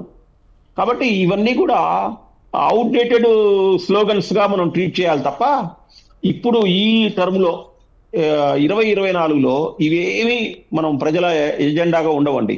కేవలం నరేంద్ర మోడీ ఆయన వ్యక్తిగత చరిష్మా, దేశ భద్రత ఎట్లా ఉంది, ప్రపంచంలో ఇండియా ఎక్కడుంది, ఇండియా ఆర్థిక ఎకానమీ ఎక్కడ ఉంది, ఆయన చేస్తున్నటువంటి ఇన్ఫ్రాస్ట్రక్చర్ డెవలప్మెంట్ ఎట్లా ఉంది. అసలు మనం అంటే మీరు నరేంద్ర మోడీ అంటే రాజ్దీప్ సర్దేశాయ్ ఎట్లా ద్వేషంతో కోపంతో రగిలిపోతుంటారు అనే విషయం మనకు తెలుసు. అంటే ఆయన పేరు ఎందుకు వాడాను అంటే వాడకూడదు, బట్ ఆయన ట్విట్టర్లో నేను రెగ్యులర్ గా నార్త్ ఈస్ట్ ప్రయాణం చేస్తుంటాను. ముఖ్యంగా ఈ టర్మ్ లో అంటే 2014 నుంచి 2024 వరకు అసలు ఎయిర్ కనెక్టివిటీ అసలు నేను ఊహించలేదు. అసలు ఇది నార్త్ స్టేట్స్ ఏనా అని చెప్పేసి అతను ట్వీట్ చేశాడండి. అంటే ఈ యొక్క అభివృద్ధి అనేటువంటిది, కనెక్టివిటీ, ఇన్ఫ్రాస్ట్రక్చర్ డెవలప్మెంట్ ఎట్లా అనేటువంటిది ఒక్కసారి మనం రైల్వే స్టేషన్లు చూసినట్లయితే దేశవ్యాప్తంగా అసలు నభూతో నా భవిష్యత్తు లాగుంటాయి. అసలు రైల్వే స్టేషన్లా ఎయిర్పోర్ట్లను తలదన్నే విధంగా మనకు రైల్వే స్టేషన్లు కనిపిస్తున్నాయి. అంటే ఏంటంటే ఒక విజన్ ఉన్నటువంటి నాయకుడి చేతిలో దేశం ఉంది అనేటువంటిది కామన్ మ్యాన్ నమ్ముతున్నారు. మనం పార్టీలకు అతీతంగా ఈ విషయాన్ని, వాస్తవాన్ని అంగీకరించాలనేటువంటిది నా యొక్క అభిప్రాయం. Okay, right, thank you. మనతో పాటు బీజేపీ రాష్ట్ర అధికార ప్రతినిధి పెద్దిరెడ్డి రవికిరణ్ గారు ఉన్నారు. రవికిరణ్ గారు, అంటే ఇవన్నీ ఒక చర్చ, కానీ ఎవరైతే ఐఎన్డీఏ కూటమిలో ఉన్నారో లేకపోతే తటస్థంగా ఉన్నారో వాళ్ళను ఒక రకమైన కేంద్ర దర్యాప్తు సంస్థలను ఉసిగొల్పి వాళ్ళను తమ వైపుకు లాక్కుంటున్నారు. ఈ అశోక్ చవాన్ విషయంలో కానీ లేకపోతే ఇతరత్ర కాంగ్రెస్ను వదిలిన నాయకుల విషయంలో అదే జరిగింది అన్నది బీజేపీ మీద ఒక విమర్శ. ఏం చెప్తారు సార్? నరేష్ గారు, దానికి వచ్చే ముందు జస్ట్ ఇందాక నరసింహరావు గారు చెప్పిన దానికి ఒక కంటిన్యూషన్. మన జనరల్ ఏంటంటే ఒక స్లోగను లేదా ప్రతిపక్షాలు చెప్పేది ఎలా ఉంటుందంటే ద్రవ్యోల్బణం చాలా ఎక్కువ పెరిగిపోయింది అంటారు. నేను మీ ద్వారా వీక్షకులను అడుగుతున్నాను, ఒకసారి మీరు గూగుల్లో మీరు ఒకసారి సెర్చ్ చేసి చూడండి. 2004 నుంచి 2014 వరకు ద్రవ్యోల్బణం ఏ రకంగా ఉంది, ఇన్ఫ్లేషన్ ఏ రకంగా ఉంది? డబుల్ డిజిట్ కి వెళ్ళలేదు నరేష్ గారు, 11-12 వెళ్ళింది కదా. యావరేజ్ తీసుకుంటారంటే ఆ 10 years యావరేజ్ 10.8% యావరేజ్. ఇప్పుడు ఈ 10 సంవత్సరాలు 2014 నుంచి 24 వరకు తీసుకుని 10 సంవత్సరాలు యావరేజ్ క్లోజ్ టు 5%. ఎక్కడ 10.8%, ఎక్కడ 5%? అసలు ఈ ప్రభుత్వ హయాంలో 6 దాటింది, అసలు 1-2 సందర్భాలు దాటిందేమో కానీ ఈ 10 ఏళ్ళలో మొత్తం 6 లోపే ఉంది. డబుల్ డిజిట్ కి ఎక్కడికి వెళ్ళింది, అసలు ఎక్కడ వెళ్ళింది ఈ 10 ఏళ్ళలో? వెళ్ళదు కదా. సో అది ఒక దుష్ప్రచారం ఒకటి. అలాగే ఎంప్లాయ్మెంట్ మీరు గతంలో తీసుకుంటే 10 సంవత్సరాలు, ఇప్పుడు సంవత్సరాలు. ఇప్పుడు గత 2014 ముందు ఈ దేశంలో స్టార్టప్స్ ఎన్ని ఉన్నాయండి? నాకు గుర్తుండి ఒక 300-350 ఉంటాయి. ఈ రోజు స్టార్టప్స్ ఎన్ని ఉన్నాయండి? 1,25,000 ఉన్నాయి. ఈ 1,25,000 స్టార్టప్స్ ఎంతమందికి ఎంప్లాయ్మెంట్ ఇస్తున్నారు? 15 లక్షల పైచిల మంది ఎంప్లాయ్మెంట్ ఇస్తారు. దానిలో యూనికార్న్స్ ఎన్ని ఉన్నాయి? యూనికార్న్స్ అంటే 8 కోట్ల టర్న్ ఓవర్. ఎన్ని ఉన్నాయి? 120 వరకు ఉన్నాయి. 120 యూనికార్న్స్, ఇన్ని స్టార్టప్స్. అలాగే మేక్ ఇన్ ఇండియా, ఇప్పుడు ఎలక్ట్రానిక్స్ మొబైల్ మ్యానుఫ్యాక్చరింగ్ సార్ 2014 ముందు ఈ దేశంలో ఎన్ని యూనిట్స్ ఉన్నాయి? 4 యూనిట్స్ 5 యూనిట్స్ ఉన్నాయి. ఇప్పుడు ఎన్ని ఉన్నాయి యూనిట్స్? దగ్గరకు 300 ఉన్నాయి. ప్రపంచంలో మనం 2వ స్థానం. మొబైల్ మ్యానుఫ్యాక్చరింగ్ మనం 2వ స్థానం. మరి ఉద్యోగాలు పెరిగితే ఆ స్థానంకి వస్తామా, ఉద్యోగాలు పెరగకపోతే వస్తాయా? అలాగే ఆటోమొబైల్ తయారీలు మన దేశంలో 3వ స్థానం. 3వ స్థానంలో వచ్చామంటే మ్యానుఫ్యాక్చరింగ్ ఉండి జాబ్లు ఉండి వస్తాయా లేకపోతే రావా? అలాగే కేంద్ర ప్రభుత్వం కూడా రోజ్గార్ యోజన తీసుకుని ఈ యొక్క 1 సంవత్సరంలోనే 10 లక్షల ఉద్యోగాలు భర్తీ చేశారు. సో నేను ఏంటంటే మేక్ ఇన్ ఇండియా స్కీమ్, ఇప్పుడు డిఫెన్స్ ఎక్స్పోర్ట్ చూడండి, అసలు 2014 ముందు డిఫెన్స్ ఎక్స్పోర్ట్స్ లేవు దేశంలో. అలాంటిది ఈ రోజు 70,000 కోట్లు 80,000 కోట్లు డిఫెన్స్ ఎక్స్పోర్ట్స్ ఉన్నాయి. డిఫెన్స్ లో ప్రైవేట్ పెట్టుబడులు లేవు ఇది వరకు. ఇప్పుడు ప్రైవేట్ పెట్టుబడులు డిఫెన్స్ కారిడార్ ఉంది మనకి. తమిళనాడు నుంచి ఇటుపక్క డిఫెన్స్ కారిడార్ 4-5 కారిడార్లు ఉన్నాయి. డిఫెన్స్ మ్యానుఫ్యాక్చరింగ్ యూనిట్స్ అన్ని ఉన్నాయి అక్కడ. సో నేను అనేది ఏంటంటే మనం ఏదో పనికట్టు పదాలు పెట్టేసి ద్రవ్యోల్బణం పెరిగిపోయింది, అలా పెరిగిపోయింది, ఇలా పెరిగిపోయింది అంటే ప్రేక్షకులు ఇప్పుడు ఎంత ఇన్ఫర్మేషన్ యుగం సార్, డిజిటల్ యుగం. సో మనం మన డిబేట్ లో అబద్ధం చెప్పినా నిజం చెప్పినా ప్రేక్షకులు వెంటనే కొట్టేసుకుంటారు, ఎంతవరకు అబద్ధం చెప్పారు ఎంతవరకు నిజం చెప్పారు. సో ఇది గణాంకాలు. అయితే మీరన్న ప్రశ్న, ఇప్పుడు INDA కూటమిలో ఉన్న వాళ్ళ మీదే కేసులు బెదిరిస్తున్నారు, ఇది పూర్తిగా అవాస్తవం అండి. ఎందుకంటే ఇప్పుడు మేము భారతీయ జనతా పార్టీగా ఆ యొక్క పక్షాల మీద ఈడీ కేసు, సిబిఐ కేసు, దీని మీద కూడా ఆయా పక్షాలు సుప్రీంకోర్టు కూడా వెళ్ళాయి నరేష్ గారు. సుప్రీంకోర్టులో కేసు వేసాయి ఆ 11-12 పక్షాలు. ఏంటి మా మీద కేసులు పెడుతున్నారంటే సుప్రీంకోర్టు స్పష్టంగా అడిగింది, ఏంటి స్పెసిఫిక్ కేసు తీసుకురండి అంటే స్పెసిఫిక్ కేసు ఏం లేదండి. మరి స్పెసిఫిక్ ఏం లేదు కాకుండా బ్లాంకెట్ ప్రొటెక్షన్ ఇవ్వడానికి చట్టం ఒప్పుకోదు మీకు. అలాగా మీరు ఈ పిటిషన్ వెనక్కి తీసుకుంటారా లేదా కొట్టేయమంటారా? మీకు ఏదన్నా ఉంటే స్పెసిఫిక్ కేసు ఉంటే తీసుకురమ్మన్నా. ఇప్పుడు వరకు లేదు. ఇప్పుడు ఏదన్నా ఇప్పుడు వరకు కేసు ఇప్పుడు అరవింద్ కేజ్రీవాల్ కేసు కానీ, లేకపోతే ఢిల్లీలో కేసు, వివిధ కేసులు కానీ, లేకపోతే జార్ఖండ్ ముఖ్యమంత్రి కానీ ఏదన్నా కోర్టుకి వెళ్తే మీరు తప్పుగా పెట్టారు కేసులు, అసలు దాంట్లో ఒక డొల్లతనం ఉంది అని ఏమైనా అన్నారా, లేకపోతే వాళ్ళు జ్యుడిషియల్ కస్టడీకి పంపిస్తున్నారా? ఇప్పుడు వివిధ రాష్ట్రాల్లో ఇప్పుడు మనం జనరల్ గా ఏమనుకుంటాం అంటే ఈడీ కేసులు కేవలం రాజకీయ నాయకుల మీద పెట్టారనుకుంటాం. ఒకసారి మేము ఈడీ వెబ్సైట్ కి వెళ్ళి చూస్తేనండి నాట్ ఈవెన్ 5% రాజకీయ నాయకుల మీద ఉండగా నాట్ ఈవెన్. ఇది కాక ఇంకా చాలా మంది రియల్ ఎస్టేట్ వాళ్ళు కానీ, లేకపోతే బ్యూరోక్రాట్లు కానీ రకరకాల మంది ఉన్నారు ఈ నల్లధనాన్ని పోగేసుకుని. ఇప్పుడు ఏంటి మన అక్కడ చూసాం కదా, మంత్రి కాంగ్రెస్ ఎంపీ ఇంట్లో 350 కోట్లు క్యాష్ దొరికింది. 350 కోట్లు క్యాష్ సార్ కాంగ్రెస్ ఎంపీ ఇంట్లో. మనది ఎవరు పెట్టారు? మీరు నేను కానీ వెళ్ళి పెట్టారా ఎక్కడేమన్నా? సో వాళ్ళు తప్పులు చేస్తూ దాన్ని ఒక ప్రొటెక్షన్ తీసుకుంటాకి మా మీద ఇలా చేస్తున్నారు, మా మీద చేస్తారు, కోర్టుకి వెళ్ళొచ్చు. తప్పనిసరిగా కోర్టు తప్పైతే తప్పటది కదా. ఈ రోజు మనీష్ సిసోడియా గారు సంవత్సరం అయిపోయింది సార్ జ్యుడిషియల్ కస్టడీలో ఉండి, బయటకు రావట్లేదు. అంటే అక్కడ భారతీయ జనతా పార్టీ అయినా కావాలని చేసి అక్కడ ఏమన్నా కోర్టు మరి ఎందుకు వదలదు? కనీసం ఎఫ్ఐఆర్ కాపీ కూడా నాకు ఇవ్వట్లేదు. వదిలేస్తుంది కదా. రైట్, అంటే నాకు ఎఫ్ఐఆర్ కాపీ కూడా ఇవ్వట్లేదు ఈడీ కేసుకు సంబంధించి అన్నది ఒక ప్రధాన ఆరోపణ కూడా ఉంది కదా మనీష్ సిసోడియా తరఫు నుంచి. సంవత్సరం అయింది నన్ను పెట్టి, ఏ కారణాలతో నన్ను పెట్టారు, నాకు ఎఫ్ఐఆర్ కాపీ కూడా ఇవ్వట్లేదు ఈడీ అనేది ఒక ప్రధాన ఆరోపణ. తప్పనిసరిగా కోర్టుకి వెళ్తున్నారు కదా సార్, హైకోర్టుకి సుప్రీంకోర్టుకి వెళ్తున్నారు కదా. ఒక హక్కు మా దేశంలో ఉన్నటువంటి 140 కోట్లకి ప్రజలకు ఒకే హక్కు ఉంది. వారు అనేక సందర్భాలు సుప్రీంకోర్టుకి వెళ్తున్నారు, హైకోర్టుకి వెళ్తున్నారు, వాళ్ళు కోర్టు చూసుకుంటారు, కోర్టు పరిధిలోనే వస్తుంది. మీరు నేనేం చేస్తుందని కరెక్ట్ కోర్టు పరిధిలో ఉన్న అంశం. ఆ విషయం నిజమైతే కోర్టే చెప్పుద్ది. ఓకే. ఏ ఎఫ్ఐఆర్ కాపీ లేకుండా సంవత్సరం జైల్లో ఉన్న కోర్టు ఉంచారంటే మరి కోర్టుని అడగాలి, మనలాంటి వీళ్ళు కోర్టుని అడగాలి. రైట్. సో దాన్ని అది సమంజసం కాదు కదా. మీరు ఒకసారి ఆలోచించండి, ఒక వ్యక్తి సంవత్సరం నుంచి కోర్టులో ఉండి నాకు ఎఫ్ఐఆర్ కాపీ ఇవ్వట్లేదంటే దానిలో నిజం ఉండుతా అబద్ధం ఉండుతా? జడ్జిలు ఈ దేశంలో జడ్జిల వ్యవస్థ అంత ఇదిగా బయాస్ అయిపోయి ఉన్నారా?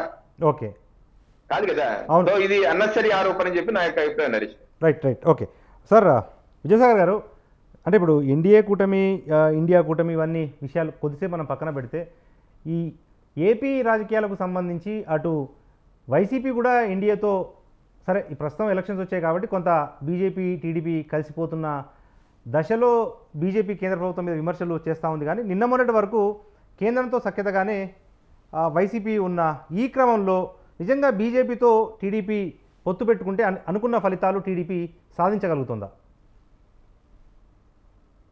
ఏమండి, ఇక్కడ ఫలితాలు సాధించడానికే ఇరు పక్షాలైనా సరే పొత్తు పెట్టుకుంటాయి. ఫలితాలు సాధించలేమనుకున్నప్పుడు అసలు పొత్తులు మాట ఎక్కడ వస్తుంది అసలు? అవును. అంటే ఏ పార్టీకైనా, బీజేపీనా జనసేన టీడీపీకైనా ఫ్లెచ్చింగ్ ఉంటే పెట్టుకుంటాయి, ఫ్లెచ్చింగ్ లేకపోతే వదిలేస్తాయి. అది రాజకీయ అంశాలు ఉండొచ్చు, రాష్ట్ర అంశాలు అయి ఉండొచ్చు, రాష్ట్ర అభివృద్ధికి కారణమైన అంశాలు ఉండొచ్చు, దేశానికి సంబంధించిన అంశాలు కూడా ఉండొచ్చు. చివరిగా మాట్లాడితే భావజాలకు సంబంధించి కూడా ఉండొచ్చు. సో అది ఫ్లెచ్చింగ్ లేదు అనుకున్నప్పుడు ఏ పార్టీకి దేశంలో పొత్తు పెట్టుకోవాల్సిన అవసరమే లేదు. అవన్నీ వాళ్ళు టాప్ లెవెల్లో మాట్లాడుకుంటే మాటలు మనము అనాలిసిస్ చేయటం అన్నది ఐ థింక్ ఇది నేను చెప్పలేను. ఎందుకంటే ఒక పార్టీ ఫండమెంటల్ గా పాయింట్ ఏంటంటే, ఒక పార్టీ ఇంకో పార్టీతో పొత్తు పెట్టుకోబోతోంది, లేదంటే పొత్తు పెట్టుకుని ఎలక్షన్స్కి వెళ్తుందా అంటేనే ఇట్ మీన్ దట్ ఒక అండర్స్టాండింగ్ వచ్చారు. ఆ అండర్స్టాండింగ్ లో ఏముంటాయి అంటే రకరకాల అంశాలు ఉంటాయి. రాజకీయ అంశాలు ఉంటాయి, అభివృద్ధి అంశాలు ఉంటాయి, ఆర్థిక అంశాలు ఉంటాయి, దేశానికి సంబంధించిన అంశాలు ఉంటాయి, ఫ్యూచరిస్టిక్ గా ఏదైతే ఉంటుందో ఆ అంశాలు ఉంటాయి. వచ్చే 5 ఏళ్లలో యాక్టివిటీ ప్రోగ్రామ్ గురించి ఉంటుంది, ఎన్ని సీట్లు ఉంటుంది, ఎంపీలు ఎన్ని, ఎమ్మెల్యేలు ఎన్ని, కౌన్సిలర్లు ఎన్ని, వార్డులు ఎన్ని, మున్సిపాలిటీస్ ఎన్ని, షేరింగ్ ఎంత, ఇవన్నీ అన్ని మాట్లాడుకోకుండా పొత్తులు కుదురుతాయని మనం ఎట్లా అనుకోవాలా? అవును, అన్ని మాట్లాడుకున్న తర్వాతనే పొత్తులు కుదురుతాయి. అది కూడా దట్టు ఒక ఇద్దరు సీనియర్ పొలిటీషియన్లు రాజకీయంగా ఈ దేశంలో ఉన్నప్పుడు ఖచ్చితంగా అన్ని రకాల అంశాలను డిస్కస్ చేసిన తర్వాత, ఇరుపక్కల ఆలోచించుకున్న తర్వాత, లాభ నష్టాలు బేరీజు వేసుకున్న తర్వాతనే పొత్తుల అంశం మీద ముందుకెళ్తారు తప్ప ఏమాత్రం కాస్త తేడా కొట్టినా కూడా ఏ పార్టీతో పొత్తు పెట్టుకోదు. ఇక్కడ నా ఎక్స్పెక్టేషన్ ఏంటంటే, ఖచ్చితంగా బీజేపీతో పొత్తు పెట్టుకోవటం, ఎన్డీఏలోకి తిరిగి రావటం వెనుక చాలా కసరత్తు జరిగి ఉంటుంది తప్ప, ఇప్పుడు జేడీఎస్ ఉంది, జేడీఎస్ తో పొత్తు ఎందుకు పెట్టుకోవడం అంటే కర్ణాటకలో బలపడాలి, ఎక్కడ ఏ రీజన్ లో బలపడాలా. అట్లాగే తమిళనాడులో 2 పార్టీలతో పొత్తు పెట్టుకోబోతోంది. ఒకటి ఏఐటి పొత్తు కాదు, డిఎండికే పార్టీని కంప్లీట్ గా వాళ్ళు మెర్జ్ చేయబోతున్నారు. విజయకాంత్ పార్టీ చనిపోయిన తర్వాత ఆవిడ హేమలత ఎవరైతే ఉన్నారో వైపు ఆవిడకి ఏదో అష్యూరెన్స్ ఇచ్చినట్టు ఉన్నారు. ఏ అష్యూరెన్స్ ఇచ్చారు? ఆ పార్టీ డిఎండికేతో ఉన్న అంశాలు ఏంటి, ద్రవిడ దాని మీద వాళ్ళకున్నటువంటి అభ్యంతరం ఏంటి. అట్లాగే విజయ్ నేను ఎంపీ ఎలక్షన్స్ లో పోటీ చేయను అన్నప్పటికీ కూడా ఎమ్మెల్యే ఎలక్షన్స్ కి నేను ఉంటాను అన్నా కూడా ఈయన ఇప్పుడు ఎంపీ ఎలక్షన్స్ లో ఖచ్చితంగా విజయ్ మద్దతుదారుల యొక్క మద్దతు తీసుకోబడుతుంది. దాని గురించి తమిళనాడు చర్చలు జరుగుతున్నాయి.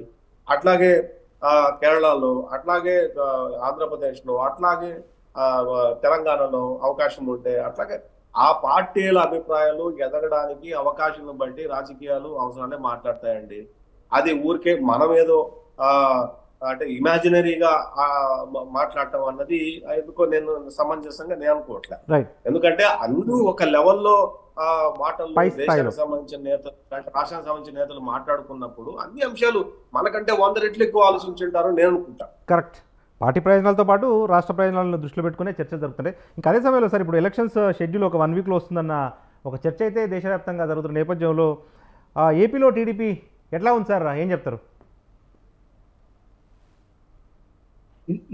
సార్ విజయసాగర్ గారు ఒక నిమిషం సార్, వస్తాను దగ్గర. విజయసాగర్ గారు వాయిస్ రాలేదండి, రిపీట్ చేయండి క్వశ్చన్ని. ఇంకా 1 వీక్లో ఎన్నికల షెడ్యూల్ రాబోతా ఉంది. ఏపీ ఎన్నికలు, దాని తర్వాత దేశవ్యాప్త ఎన్నికల షెడ్యూల్ రాబోతున్న క్రమంలో ఏపీలో ప్రస్తుత రాజకీయ పరిస్థితులు ఏ రకంగా ఉన్నాయి, టీడీపీ ఎట్లా అడ్వాంటేజ్లో ఉంది అంటే ఏం చెప్తారు సార్? ఇప్పుడు advantage for both the parties are 3 parties అండి, నాట్ ఫర్ 1 పార్టీ. అదే మీకు చెప్పాను నేను. ఒక సైడ్ అడ్వాంటేజ్ ఎక్కడ ఉండదు. ఒక సైడ్ అడ్వాంటేజ్ ఉంటే ఈ పొత్తులకు ఎందుకు వెళ్తారు అసలు? Fundamental point. అవును, పొత్తులకు వెళ్ళారు అంటేనే బోత్ సైడ్ అడ్వాంటేజెస్ ఉంటది. అడ్వాంటేజెస్ రేషియోలో తేడా ఉండొచ్చు అంతే. అడ్వాంటేజ్ రేషియో అంటే బలాబలాల మీద ఆధారపడి ఏదైనా మార్పు చేర్పులు ఉండొచ్చు తప్ప ఇరు పక్షాలకు లేదా 3 పక్షాలకు ఇక్కడ న్యాయం జరుగుతుంది. ఇక్కడ ఈ పొత్తు ఈ స్ట్రక్చర్ లో మనం పోగలిగితే మనకు తగినటువంటి న్యాయము, లేకపోతే మనం ఎదగడానికి రాజకీయంగా, సామాజికంగా, లేకపోతే ఫ్యూచర్ అన్ని అంశాలను పరిగణలోకి తీసుకున్న అప్పుడే పొత్తులు కుదురుతాయి. అదర్వైజ్ పొత్తులు కుదిరే అవకాశం లేదు. ఇది తెలుగుదేశానికి, జనసేన, బీజేపీకి సంబంధించిన అంశం కాదు. ఈ దేశంలో అన్ని పొలిటికల్ పార్టీకి ఇదే సూత్రం వర్తిస్తుంది. 2x2 4 అన్నది అమెరికాలైనా ఇండియాలైనా ఒకటే. పొత్తు అన్నది కుదిరింది అంటేనే దాని వెనకాల ఒక అండర్స్టాండింగ్ ఉంటది. అండర్స్టాండింగ్ ఏంటి అనేది బహుశా వాళ్ళు మనకు చెప్పకపోవచ్చు. ఎందుకంటే ఆ అండర్స్టాండింగ్ ఆ లెవెల్లో జరుగుతుంది. మనం వాటిని కొన్ని సందర్భాల్లో ప్రిడిక్ట్ చేయగలుగుతాం, కొన్ని సందర్భాల్లో ప్రిడిక్ట్ చేయలేం. ఎంతవరకు ప్రిడిక్ట్ చేస్తామంటే ఇప్పుడు నేను చెప్పినంత వరకు. అంటే మద్దతు అన్నది ఇరుపక్షాలకు లేకపోతే 3 పక్షాలకు ఏదైనా బెనిఫిట్ అవుతుంది అనుకున్నప్పుడే పొత్తు ఉంటుంది తప్ప అదర్వైజ్ పొత్తు ఉండదు. ఇది యూనివర్సల్ ట్రూత్. ఇందులో అన్డిస్ప్యూట్ మళ్ళీ. కాబట్టి రాబోయే రోజుల్లో ఈ పొత్తు వల్ల రాష్ట్ర ప్రజలు ఓటు వేసేటప్పుడు ఏంటి బెనిఫిట్, మీరు ముగ్గురు ఎందుకు కలిసారన్న క్వశ్చన్ ఖచ్చితంగా అడుగుతారు. ఏంటి వై అని అడిగినప్పుడు ఈ 3 పార్టీలు, తెలుగుదేశం, జనసేన, బీజేపీ పార్టీలు కలయిక ఎందుకు, రాష్ట్రానికి అవసరం ఏంటి, రాష్ట్రం ఉన్న పరిస్థితి ఏంటిని వివరించి చెప్పగలిగి ఒప్పించగలిగే పరిస్థితి ఈ 3 పార్టీలకి ఉండాలా. ఆ అంశాలు ఖచ్చితంగా ఆల్రెడీ చర్చింపబడి అయిపోయిన అంశాలు వాళ్ళ మధ్యలో. ఇప్పుడు ఇక్కడ వరకు వచ్చిందంటే ఇవన్నీ మాట్లాడుకుంటానే పొత్తుకెళ్ళి ఉంటాను మనం ఎట్లా అనుకుంటాం? బ్లైండ్ గా వెళ్ళిపోయేసి మేము ముగ్గురం వచ్చామంటే రేపు జవాబు ఎవరికి చెప్పాలి? ప్రజలకు చెప్పాలి. 2014-19 వరకు 19లో మేము ఎందుకు బయటకు వచ్చాం, త్వరగా తిరిగి ఇప్పుడు మళ్ళీ ఎందుకు ఎన్డీఏలోకి వస్తున్నాం అనేది మేము చెప్పాలి, బీజేపీ కూడా చెప్పాలి, అట్లాగే జనసేన కూడా చెప్పాలి ప్రజలకు. ఏంటి రాష్ట్రానికి ప్రత్యేకంగా ఉన్నటువంటి అవకాశాలు ఏంటి? అమిత్ షా గారు నా ఉద్దేశంలో ఈజ్ వెరీ క్లియర్. ఆయన పాత మిత్రుడు నేను దగ్గర చేస్తున్నాను. అకాలీదళ్ కానీ, జేడీఎస్ కానీ, డిఎండికే కానీ, లేకపోతే తెలుగుదేశం పార్టీని కానీ, ఈ రకమైన దేశంలో ఉన్న కొన్ని పార్టీలతో వాళ్ళు తర్వాత మళ్ళీ రీకనెక్ట్ చేసుకుంటున్నారు. ఎందుకంటే దీని వెనకాల బీజేపీ వ్యూహం ఉంటుంది. ఆ వ్యూహాన్ని అన్ని పార్టీలకు చెప్పాల్సిన అవసరం లేదు, ఆ రాష్ట్రాలకు మాత్రం పరిమితం చేస్తుంది. బ్రాడర్ స్పెక్ట్రమ్ లో దేశానికి సంబంధించిన అంశాలు ఎక్కువ మద్దతు కావాలన్న కోరికతోటి ఎందుకు కోరుకుంటుందంటే బ్రాడర్ ఇష్యూస్ ఉంటాయి, దేశానికి సంబంధించిన అంశాలు ఉంటాయి. ఆ దేశానికి సంబంధించిన అంశాలు ఏ రకంగా ఉంటాయంటే ముఖ్యంగా రక్షణపరమైనటువంటి అంశాలే ఉంటాయి. ఇక్కడ ఐ థింక్ నెక్స్ట్ గవర్నమెంట్ రాగానే నాకు తెలిసినందుకు పీఓకే అయితే అక్యుపై అయిపోతుంది. 100% అయిపోతుంది. ఇప్పుడు సిఐ అమలు మొదలు పెట్టేశారు, బలవంతంగా అమలు చేసేస్తారు. ఇవి దేశానికి అవసరం. ఈ రోజు దేశానికి అవసరమైన అంశాలు ఇవన్నీ కూడా, దేశ ప్రజలు కొన్ని తరాలుగా కోరుకున్నటువంటి అంశాలు ఇవన్నీ కూడా. ఈ అంశాల్లో మద్దతు రావాలి అంటే ఈ అంశాల్లో వేరే దేశంలో అలజడి రాకుండా ఉండాలంటే అందరినీ కలుపుకొని పోయే అవసరం బీజేపీకి ఉంది. రేపొద్దున మనం చూసాము ఆర్టికల్ 370 చేసినప్పుడు ఎంత గోలగోలు చేసే కొన్ని పొలిటికల్ పార్టీస్. అంటే ఆర్టికల్ 370 రద్దు వద్దా? కాబట్టి ఇక్కడ చాలా బ్రాడర్ స్పెక్ట్రమ్ లో బీజేపీ నిర్ణయాలు దేశ రక్షణ మీద, దేశ అంశాల మీద, ఫారిన్ అఫైర్స్ మీద డిపెండ్ అయి ఉంటాయి, ఎకానమీ మీద డిపెండ్ అయి ఉంటాయి. స్టేబుల్ గవర్నమెంట్ రావాలా, కన్సిస్టెంట్ గవర్నమెంట్ రావాలా అంటే ఖచ్చితంగా అందరినీ కలుపుకోపోతే తప్ప ఇవన్నీ జరగవు. 24 గంటలు మనం రాజకీయం చేసేది వద్దు. రాజకీయం ఎప్పుడు చేయాలో అప్పుడే చేయాలా. మిగతా టైంలో ఖచ్చితంగా మనం కలిసిపోవాలన్న అంశం బ్రాడ్ స్పెక్ట్రమ్ లో బీజేపీకి ఉంది. ఆ బ్రాడ్ స్పెక్ట్రమ్ తో కలిసి వచ్చేటటువంటి పొలిటికల్ పార్టీస్ వెళ్తూ ఉంటాయి. ఈ విధానాలను వ్యతిరేకించే పార్టీలు ఐఎన్డీఏలో ఉంటాయి. అందులో తప్పేం లేదు కదా. అవును, రైట్ ఓకే సార్. మనతో పాటు నారపరాజు నరసింహరావు గారు ఉన్నారు, ప్రముఖ రాజకీయ విశ్లేషకులు. సార్ నరసింహరావు గారు, అంటే ఇప్పుడు బీజేపీ సొంతంగా 370 సీట్లు క్రాస్ చేస్తుంది, కూటమితో కలిపి 400 సీట్లను క్రాస్ చేస్తాము అని చెప్పి ప్రధాని గారు పదే చెప్తా ఉన్నారు. కానీ ఇప్పుడు సౌత్ ఇండియాలోనే దాదాపుగా 130 సీట్లు ఉన్నాయి. బీజేపీ కర్ణాటక మినహా ఇతర రాష్ట్రాల్లో పెద్దగా ప్రాస్పెక్టస్ అయితే ప్రస్తుతానికి కనిపించట్లేదు. ఏపీలో అంటే సరే టీడీపీతో పొత్తు పెట్టుకుంటుంది, కానీ తెలంగాణ అటువంటి రాష్ట్రాల్లో బీజేపీ బలము పరిమితంగానే ఉంది కదా, ఎట్లా సాధ్యమవుతుంది సార్ ఈ నెంబరు? ఎంత 370 అండి? అవును, అంటే 370 బీజేపీకి ఇండిపెండెంట్గా వస్తాయి, ఎన్డీఏ కూటమికి అయితే 400 సీట్లు దాటిపోతాయి అని చెప్పి ఒక నేరేషన్ను బీజేపీ బిల్డ్ చేస్తూ ఉంది. మన తెలంగాణ పర్యటనలో ప్రధాని నరేంద్ర మోడీ గారు కూడా అదే విషయాన్ని స్పష్టం చేశారు. కానీ అర్థమెటిక్ లెక్కలు చూసుకుంటే సౌత్ ఇండియాలో 130 సీట్ల వరకు ఉన్నాయి పార్లమెంటు సీట్లు, ఎట్లా సాధ్యమవుతుంది అనేది ఒక చిక్కుముడి సార్. ఇప్పుడు నేను నా మొట్టమొదటి దాంట్లోనే విషయం మీకు చెప్పినటువంటి విషయం ఇదే అండి. ఉదాహరణకు ఐఎన్డిఏ కూటమిలో జేడీయూ ఉన్నప్పుడు వాళ్ళు 325, 330 దగ్గర, దేనికంటే ఆల్రెడీ మనం 303 లాస్ట్ టైం బీజేపీకి చూసాం 2019లో. అవును. ఇప్పుడు మనకు కావాల్సినటువంటిది ఒక బీజేపీకి ఒక 370 మన ప్రధానమంత్రి చెప్పినటువంటిది. అంటే అక్కడ ఒక 65 నుంచి 70 స్థానాలకు మనకు కొంచెం గ్యాప్ ఉంది అన్నటువంటిది. మనకు ఢిల్లీ నుంచి వస్తున్నటువంటి వార్తల ద్వారా, అంటే మీడియాలో జరుగుతున్నటువంటి చర్చల ద్వారా జరుగుతున్నటువంటిది ఏంటంటే, వాళ్ళు గతంలో ఓడిపోయినటువంటి ఒక 100 స్థానాలు ఏవైతే ఉన్నాయో ఆ 100 స్థానాల మీద ఫోకస్ పెట్టారు. గత 3 సంవత్సరాలుగా ఆ 100 స్థానాలను ఎట్లయినా క్యాప్చర్ చేసి, అంటే సెకండ్ పొజిషన్ లో ఉన్నటువంటివి, ఓడిపోయినటువంటివి, వాటి మీద ప్రత్యేకమైనటువంటి ఫోకస్ పెట్టడము, దానికి ఒక యంత్రాంగాన్ని ఏర్పాటు చేయడము, వాటిని గెలవాలనేటువంటి ప్రయత్నం ఒకటి వైపు నుంచి చేస్తున్నారు. దీంతో పాటుగా ఇప్పుడు ఉదాహరణకి మనం పొత్తులు, రాజకీయ విధానాలు, లేకపోతే ఈ విషయం మాట్లాడుకుంటున్నాం. మహారాష్ట్ర ఉందండి. మహారాష్ట్రకు సంబంధించినంత వరకు మొన్నటి పరిణామాల్లో శివసేన చీలి బయటకు వచ్చి గవర్నమెంట్ ఫామ్ చేసింది. అక్కడ గవర్నమెంట్ ఫామ్ చేయడం వల్ల ఏమైంది, కొన్ని ఎమోషనల్ ఇష్యూస్, కొన్ని డెవలప్మెంట్ ఇష్యూస్ బీజేపీ చేతిలో ఇప్పుడు ఒక అవసరాలుగా మెరిగినాయి. అంటే శివసేన ఉద్ధవ్ బయటికి వెళ్ళడం వల్ల ఏమైంది, అక్కడ కాంగ్రెస్ ఆటోమేటిక్ గా వీక్ అయింది.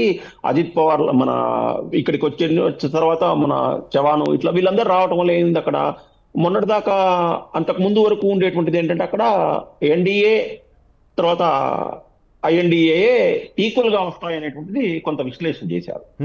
ఎప్పుడైతే ఈ చవాన్ లాంటి వాళ్ళు రావటము, తర్వాత ఒక సంవత్సరంలో ఆ ప్రభుత్వంలో సాధించినటువంటి ప్రగతి, వీటి ద్వారా చూసినట్లయితే ఇవాళ అక్కడ ఎన్డీఏ అప్పర్ హ్యాండ్ లోకి వెళ్ళింది. ఓకే. అట్లాగే సేమ్ బీహార్ కూడా ఏంటి, సేమ్ మనం ఏమనుకున్నామంటే ఆర్జేడీ, కాంగ్రెస్, జేడీయూ ఈ ముగ్గురు కలిసినప్పుడైతే ఆటోమేటిక్ గా బీహార్ కొంచెం ఐఎన్డీఏ కూటమి కొంచెం ఎడ్జ్ ఉండేటువంటి ఆస్కారం ఉంది. కానీ దాంట్లో ఉన్నటువంటి ఒక బలమైనటువంటి కూటమి పార్టీని తన వైపు తాను క్యాప్చర్ లాగేసుకుంటే ఎవరికి ఏమైంది, ఆటోమేటిక్ గా ఇండియా కూటమి ఆటోమేటిక్ గా అక్కడ బలహీనం అయిపోయింది, ఎన్డీఏ బలమైంది. అవును. అంటే మనకు ఇట్లా మనం ప్రతి స్టేట్ ని మనం విశ్లేషిస్తూ ఉన్నట్లయితే దాదాపు 340 వరకు బీజేపీ, 325 నుంచి 340 వరకు వస్తుందనేటువంటిది విషయం. ఇందాక మన విద్యాసాగర్ గారు చెప్పినట్టు దాని ప్రకారం తమిళనాడు కూడా మనకు అనూహ్యమైనటువంటి ఫలితాలే వస్తాయనేటువంటిది పొలిటికల్ ఎనలిస్టులు, రాజకీయ వర్గాల్లో జరుగుతున్నటువంటి చర్చ. మొట్టమొదటిసారిగా బీజేపీ కూడా అక్కడ చాలా స్ట్రాంగ్ గా ఉంది అనేటువంటిది. కేరళలో దాదాపు 2-3 స్థానాలు గెలుస్తాయనేటువంటిది. 2023లో జరిగినటువంటి తెలంగాణ అసెంబ్లీ ఎన్నికల తర్వాత మనం నిన్న చూసినట్లయితే టిఆర్ఎస్ పరిస్థితి కొంచెం అరమ్యగోచరంగానే ఉంది. వాళ్ళ సింగిల్ డిజిట్ వస్తుందా లేదా, అసలు 1-2 వస్తాయా లేవా అనేటువంటి విషయం వాళ్ళ నాయకులు చెప్పారు. ఇక మిగిలింది ఏంటంటే ఆంధ్రప్రదేశ్ ఒకటే. ఆంధ్రప్రదేశ్ సంబంధించినంత వరకు వైకాపా గెలిచిన 25 ఎన్డీఏలో ఉంటాయి, టీడీపీ గెలిచిన 25 ఎన్డీఏలోనే ఉంటాయి. అంటే వాళ్ళు ఎన్డీఏలో చేరినా, వీళ్ళు టీడీపీ వాళ్ళు చేరినా చేరకపోయినా వాళ్ళ రాజకీయ అవసరాల కోసం, రాజకీయ అవసరాలే, రాష్ట్ర అవసరాలు పక్కన పెట్టండి, రాజకీయ అవసరాల కోసం వాళ్ళు ఎన్డీఏకి పరోక్ష సహాయ సహకారాలు ఇవ్వాల్సినటువంటి పరిస్థితి వాళ్ళకు ఉంది అనేటువంటి విషయాన్ని మీరు, నేను, లేకపోతే ఆ పార్టీకి సంబంధించిన ప్రతినిధులు చెప్పడం కాదండి. 2021 సంవత్సరంలో విశాఖపట్నంలో చంద్రబాబు నాయుడు చిట్ చాట్ మాట్లాడుతూ, నేను ఎన్డీఏలోంచి రావడం పొరపాటు చేశాను, కేంద్ర ప్రభుత్వం సహకారం లేకుండా ప్రాంతీయ పార్టీలు మనుగడ సాధించడం కష్టం, నేను అప్పుడు ఒకరిద్దరు మాట విని నేను కొంచెం రాంగ్ డైరెక్షన్స్ లో వెళ్ళానన్నారు. ఇదే విషయాన్ని 2018 జూలై 21వ తారీఖు నాడు లోక్సభలో అవిశ్వాస తీర్మానం సందర్భంగా ప్రధానమంత్రి గారు కూడా చెప్పారు, మీరు జగన్మోహన్ రెడ్డి ట్రాప్ లోకి వెళ్తున్నారు, అది మీరు ఇబ్బంది పడతారు అని చెప్పారు. అంటే మొదట నరేంద్ర మోడీ మాటలు, తర్వాత చంద్రబాబు నాయుడు మాటలు బేరీజ్ వేసుకుంటే వాళ్లకు ఇంకొక 10-15 సంవత్సరాల పాటు తెలుగుదేశం పార్టీకి పరోక్షంగా ప్రత్యక్షంగా భారతీయ జనతా పార్టీ అవసరం అయితే ఖచ్చితంగా ఉంటుంది. అవును. కాబట్టి వీళ్ళందరూ బలపడితే ఆటోమేటిక్గా ఎన్డీఏ బలపడుతుంది. ఓకే. ఇప్పుడు అందుతున్నటువంటి బ్రేకింగ్ న్యూస్ ప్రకారం మనకు ఇప్పటిదాకా ఏ పక్షంలో లేనటువంటి బిజు జనతాల దళం కూడా ఎన్డీఏ కూటమిలోకి తీసుకొచ్చేటువంటి ప్రయత్నాలు జరుగుతున్నాయి అనేటువంటిది ఒకటి లేటెస్ట్ న్యూస్. అవును. ఈ లేటెస్ట్ న్యూస్ కూడా అయినట్లయితే ఆటోమేటిక్ గా మనకు ప్రజెంట్ ట్రెండే కంటిన్యూ అయినట్లయితే 400+ అవుతుంది. 1984 ఇందిరాగాంధీ హత్య తర్వాత జరిగినటువంటి లోక్సభ ఎన్నికల్లో 406 అనుకుంటా సార్. 404 అనుకుంటా సార్. 404 రైట్. 404 మ్యాజిక్ ని ఈసారి ఎన్డీఏ బీట్ చేసేటువంటి అవకాశాలు ఎక్కువగా కనిపిస్తున్నాయి. Okay right. చివరిగా మనతో పాటు పెద్దిరెడ్డి రవికిరణ్ గారు ఉన్నారు. సార్ ఇప్పుడు ఏపీ విషయం అంటే తెలంగాణ వంటి ప్రాంతాల్లో బీజేపీ అనుకున్న స్థాయిలో పుంజుకోవట్లేదు. ఈ ఎన్నికలు ఏ రకంగా బీజేపీకి ప్లస్ అవ్వబోతా ఉన్నాయి? ప్రధానమంత్రి నరేంద్ర మోడీ గారు 2014 ముందు ప్రధానమంత్రి అభ్యర్థిగా ఉన్నప్పుడు ఆ యొక్క ప్రచారంలో వారు స్పష్టంగా చెప్పారు, భారతీయ జనతా పార్టీకి ఒంటరిగా 270 సీట్లు దాటుతాయి, ఎన్డీఏకి 300 దాటుతాయి. రిజల్ట్ చూస్తే 2014 రిజల్ట్ ప్రధానమంత్రిగా చెప్పినట్టు విధంగానే వచ్చింది. అలాగే 2019 ఎన్నికల ముందు కూడా అప్పుడు 3 రాష్ట్రాల ఎన్నికలు మేము ఓడిపోయినప్పుడు చాలా మంది అయిపోయింది బీజేపీ పని, ఇంకా దిగిపోతున్నారు, వీళ్ళ పని అయిపోయింది అనే సందర్భంలో ప్రధానమంత్రి గారు ఏం చెప్పారు, మాకు ఒంటరిగా 300 సీట్లు దాటుతాయి, ఎన్డీఏకి 350 సీట్లు వస్తాయి అన్నారు. చూడండి ఏ రకంగా అనూహ్యంగా అలాగే ఉన్నారు. అలాగే ఇప్పుడు ప్రధానమంత్రి గారు కూడా స్వయంగా పార్లమెంట్ లోనే చెప్పారు, పార్లమెంట్ లోనే 350 దాటుతాయి బీజేపీకి, ఎన్డీఏకి 400 దాటుతాయి, కాంగ్రెస్ 40 కూడా కష్టం అని చెప్పాను. అంటే భారతీయ జనతా పార్టీకి ఒక దేశవ్యాప్తంగా పనిచేస్తున్నటువంటి ఒక వ్యవస్థ ఆధారంగా మాకున్నటువంటి అంచనాలు ఉన్నాయి, మాకున్నటువంటి వ్యూహాలు ఉన్నాయి. సో ఆ రకంగా దానిలో భాగంగానే ఒక అంచనాతో ఒక టార్గెట్ పెట్టుకుని మేము ముందుకు వెళ్తాం. అంతేగాని ఏదో గాల్లో ఫ్లూక్ గా ఏదో చెప్పేదో లేకపోతే కొంతమందిని ప్రజలు క్యాడర్ ని సన్నద్ధం చేయటమే. ఎప్పుడు సన్నద్ధంగా ఉంటాం, మాట కోసమే చెప్తాం, లేకపోతే ఒక హెడ్ లైన్ కోసం చెప్తాం కాదు. సో మాకున్న వ్యూహాలు మాకుంటాయి. నెంబర్ 1. నెంబర్ 2, జనరల్ గా అందరూ ఏమంటారంటే సౌత్ ఇండియాలో దక్షిణ భారతదేశంలో భారతీయ జనతా పార్టీ వీక్ గా ఉందంట. ఇప్పుడు దక్షిణ భారతదేశంలో ఉన్న ఎంపీ సీట్లను తీసుకుంటే అత్యధిక ఎంపీ సీట్లు ఏ పార్టీకి ఉన్నాయి? భారతీయ జనతా పార్టీకే ఉంది. 29 ఎంపీ స్థానాలు మాకే ఎక్కువ ఎంపీలు ఉన్నారు. ఇప్పుడు వరకు రికార్డ్ అది. మీరు రాసి పెట్టుకుని 2024 ఎన్నికల తర్వాత కూడా మాదే రికార్డ్ అవుతుంది. డెఫినెట్ గా మాదే రికార్డ్ అవుతుంది. సో మాకు ఒక గత 5 ఏళ్లుగా ఎక్కడైతే మా స్థానాలు వీక్ గా ఉన్నామో ఆ స్థానాలు ఏ రకంగా మనం ఇందాక నరసింహరావు గారు చెప్పినట్టు అది వాస్తవం. మేము ఒక వ్యూహాత్మకంగా ఆయా స్థానాల్లో వర్క్ చేసుకుంటూ, గ్యాడర్ లెవెల్ వర్క్ చేసుకుంటూ, రకరకాల కార్యక్రమాలు చేసుకుంటూ ఆ యొక్క స్థానాలు పెంచుకుంటూ వచ్చు. అలాగే తెలంగాణలో కూడా అద్భుతమైన ఫలితాలు రాబోతాయి. నేను కూడా మొన్న గోషామాల్ అసెంబ్లీకి ఎన్నికల ఇన్ఛార్జ్ గా గత 15 రోజులు అక్కడే పనిచేశాను. సో తెలంగాణలో అప్పుడు ఏదైతే 2023 అసెంబ్లీ ఎన్నికల తర్వాత ఇప్పుడు వస్తున్న మార్పులు చూస్తుంటే అనూహ్యమైన మార్పులు భారతీయ జనతా పార్టీకి అద్భుతమైనటువంటి డబుల్ డిజిట్ క్రాస్ చేసే అవకాశాలు అయితే తప్పనిసరిగా కనపడుతున్నాయి. ఇంకా చివరిగా ఏంటంటే జనరల్ గా ఏంటంటే ఒక ఫీలింగ్, భారతీయ జనతా పార్టీకి ఇప్పుడు దేశం మొత్తం అభివృద్ధి చెందాలని మా యొక్క విధానం అండి. ఏ యొక్క రాష్ట్ర ప్రభుత్వాన్ని ఇబ్బందులు గురి చేయాలి, రాష్ట్రపతి పాలన పెట్టాలి, వాళ్ళని ఏడిపించాలి, ఆ ప్రభుత్వాన్ని బర్తరఫ్ చేయాలి, ఇది కాంగ్రెస్ పార్టీ ఆలోచన విధానం. మాది ఎప్పుడు అనలేదు. ఏ రాష్ట్రమైనా సరే సయోధ్యగా పనిచేస్తాము, సబ్కా సాత్ సబ్కా వికాస్ సబ్కా ప్రయాస్ తో పనిచేస్తాం. అది ఇప్పుడు మొన్న రేవంత్ రెడ్డి గారు నిన్నగా మొన్న ఏమన్నారు ప్రధానమంత్రి గారిని, మీరే బడే భయ్యా ఆప్ హెల్ప్ కీజియే హమ్ సాత్ సాత్ మే కామ్ కరేంగే అన్న. అంటే ఇప్పుడు కాంగ్రెస్ పార్టీ ముఖ్యమంత్రి ప్రధానమంత్రి బడే భయ్యా అంటే అన్నదమ్ములు అయిపోయారా? వీళ్ళిద్దరే అన్నదమ్ములు అయిపోయారా? అలాగా ఏంటంటే అలాగే రేవంత్ రెడ్డి గారు చెప్పారు, గతంలో నేను ఢిల్లీకి వెళ్ళినప్పుడు ప్రధానమంత్రి ఇలా అడిగితే వెంటనే ఓకే చేశారు. అమిత్ షా గారిని ఐపీఎస్ ఆఫీసులు అడిగితే నేను సర్ప్రైజింగ్ గా చెప్పారు, ఇలా చేశారు, నాకు వెంటనే శాంక్షన్ చేసి పెట్టేశారు, అలాంటి ప్రాజెక్ట్ అయితే వెంటనే చేశారు. ఇది చేసే ప్రభుత్వం అండి. ఏ పార్టీ ప్రభుత్వం రాష్ట్రాల్లో ఉన్నా, అది ఏ ప్రభుత్వం ఉన్నా సరే, ఎందుకంటే మా టార్గెట్ దేశాన్ని 2027 కల్లా 3వ అతిపెద్ద ఆర్థిక $5 ట్రిలియన్ తీసుకురావాలి. సో ఆ పార్టీ కేరళలో కమిషన్ పబ్లిక్ ప్రభుత్వం ఉందని, లేకపోతే టీఎంసీ ఏదో ఉందని వాళ్ళు నేర్పించే రకంగా అందరినీ తీసుకుని దేశం మొత్తం అభివృద్ధి చేయాలని చెప్పి విశాల దృక్పథంతో పనిచేసే party Bharatiya Janata party. Thank you. ఇది వాళ్ళ మన బిగ్ టాక్ లో పార్టిసిపేట్ చేసిన గెస్టులు ప్రముఖ రాజకీయ విశ్లేషకులు నారాపరాజు నరసింహరావు గారికి, వారితో పాటు టీడీపీ అధికార ప్రతినిధి విద్యాసాగర్ గారికి, వారితో పాటు బీజేపీ రాష్ట్ర అధికార ప్రతినిధి పెద్దిరెడ్డి రవికిరణ్ గారికి, అందరికీ కూడా ధన్యవాదాలు. ఇది వాళ్ళ బిగ్ టాక్. చూస్తూనే ఉండండి స్వతంత్ర.